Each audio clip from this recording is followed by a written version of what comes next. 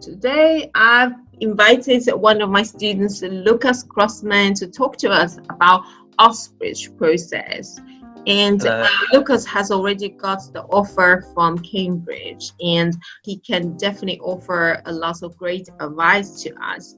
Lucas, 你好。你好。今天好吗？不错，不错。Talk to us about the Oxbridge process, like the preparation, experience. I'd say it all mostly starts at the open day. I went to both open days for Oxford and Cambridge because I was unsure about what I wanted to do. So the open days are a great opportunity to look around and get a feel for the place. And there's also subject-specific talks that you can go to.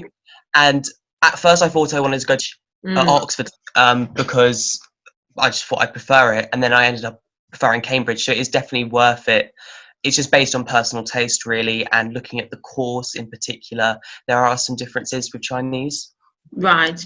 So when was the Oxford Language Day? So the open days were in July. Right. So you have an idea about if you want to go for it by then, I think. Probably. I think that's just the starting point. That's the first date that you have. I'd say you want to start thinking about preparing maybe a month or so beforehand, but you don't need to prepare 2 years beforehand. It should all be stuff that's recent memory that you've looked at. Right. And then you have the summer to prepare your personal personal statement. I'd suggest look at 2 areas that you're really interested in, that you're willing to talk about. Don't spread yourself thin. Choose 2. For example, I chose modern Chinese, like geopolitics, and I chose modern Chinese history. Those are 2 things I'm interested in. You don't base it on what you think the interviewer wants you to say. You don't need to be an expert in like Tang poetry if you're not interested in it, because they're not going to care about that. They don't expect you to be fluent in all parts of Chinese history or culture. On their websites, do they offer any guidance on how to prepare the process? There's reading lists on both websites. They gave me a list at Oxford, and I know Cambridge on their website, on the Chinese AIMS Oriental Studies part, they do have a list to start with. And then what a nice trick to do is, often the author will reference other authors. So if you're interested, all this seems interesting in this part of the book, always you can look at the back and they will have a link to that book and like the name of the book that you want to read more on, so you can build up stuff. And I use the school library a lot. They had good resources, and I tried to diversify what I was doing. So KCL, they have an institute for China, the Lao China Institute, and they do lectures with experts on China, and that's always really good to go to. And online lectures are really good as well. SOAS do them and LSE do them, just to diversify your personal statement. You want it to all be reading. Yes, because I know also in LSE they also have some lectures that's not necessarily on Chinese itself, but it's on Chinese economy. So worth exploring. That's great. And so after your comparison, why did you choose Cambridge at the end? I thought Oxford is more focused on traditional China and philosophy, which some people like.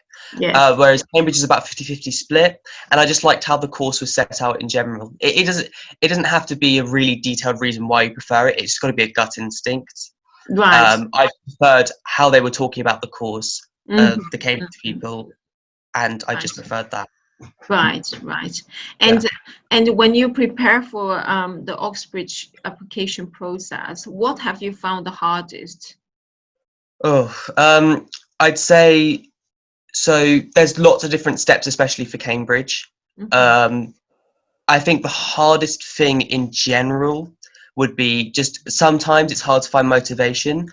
You're doing it at a time of the year which is very, very busy.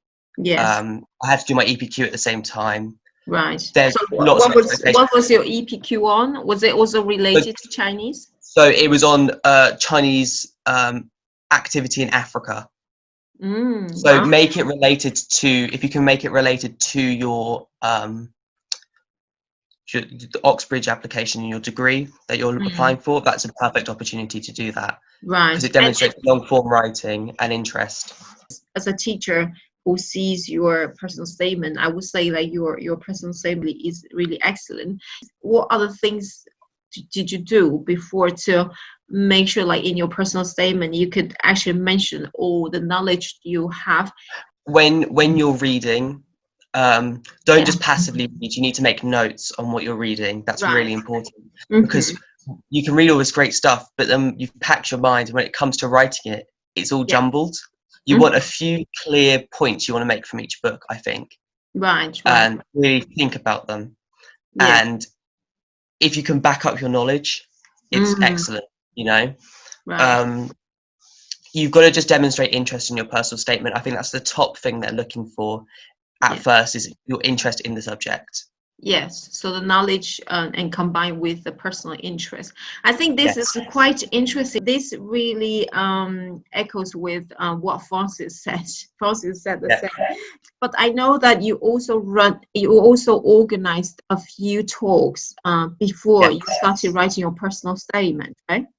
Yeah, I should have mentioned that. So I did some talks with the Chinese Society at school that Louis set up, and also in the Politics Society. They're very open if you ask to do a talk on Chinese politics, or, you know, if you think I'm interested in Chinese philosophy, you could go to the RS department and do a talk there, for example. Right. Because we're quite a small department, it maybe feel a bit weird trying to set up your own thing, but you can always access other departments, and people will come if you do your own one as well, if you advertise it well. Yes. And did it help internalize the information?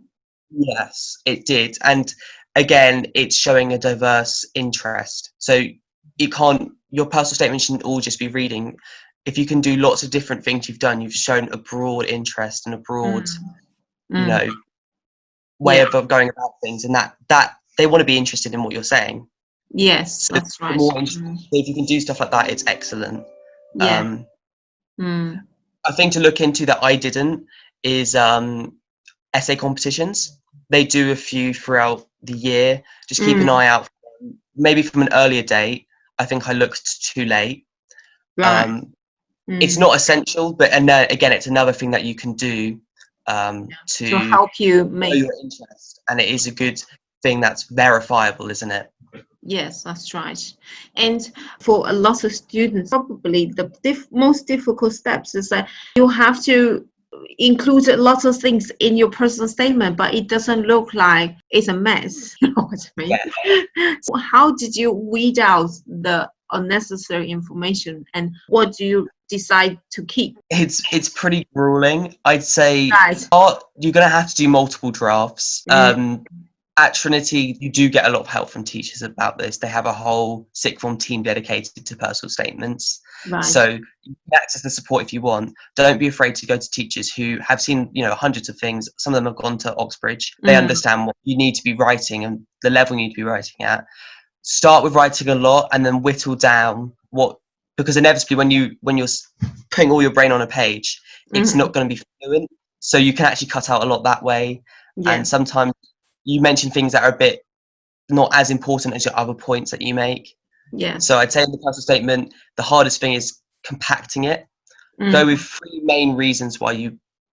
main topics basically within your personal statement about what you're interested in, why you want to do Chinese, and build your personal statement around them, I'd say. Yes, great. Last question. What do you think, for example, Oxbridge is looking for by the candidates you've seen there? Obviously, they're looking for someone who is interested. That's the first thing they're looking for. You need to show a great level of interest. And then they're looking for someone who they call it teachability. And it's basically your resilience. And this is where the interview comes into play. I got asked questions. This may sound counterproductive. A lot of the questions I got asked had nothing to do with my personal statement in the interview. They're trying to challenge me. So they were asking me about why do they use Chinese characters? And so, can't they just get rid of them? And they ask you questions like that because they want to see how your brain functions and your thought process about things. And don't be afraid to take your time and think about these things in the interview. The worst thing you can do is rush down and think about what you're saying and why you're saying it. Even you ask to take a minute to think about it, even. It doesn't affect your interview if you do that.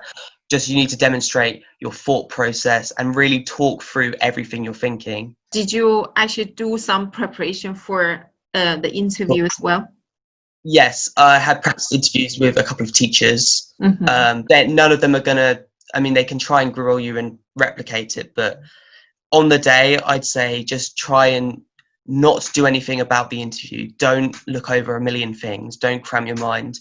On the day, especially, talk to other people. I got an opportunity in my college to talk to other people around me who weren't doing my course. Just getting to know them, it's a good way of relaxing you. Yeah. I'd say for Chinese, my interview was dominated by 2 extracts they gave me. I couldn't have prepared for them. Right. And just talking through them. So really, if you mess up on them, they're not expecting you to be a genius. They just want to see your thoughts about these extracts. Yes. So I think like what you have been mentioning is great, because I think what they want to see from you is you have engaged in multiple areas of interest, and plus you can demonstrate that, right? Yeah. Awesome. I think that's it for today. Thank you so much for your very useful information. I'm sure like people and students and teachers would really appreciate your experience. Yeah. Thank you. You're welcome.